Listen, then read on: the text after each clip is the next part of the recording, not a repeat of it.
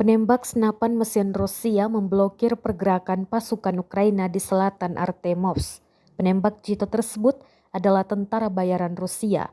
Rekamannya diunggah di Telegram resmi RIA Novosti pada Senin 20 Maret 2023. Dalam keterangan unggahan disebutkan penembak senapan mesin Rusia memblokir pergerakan kelompok pasukan Ukraina di selatan Artemovsk ke DPR.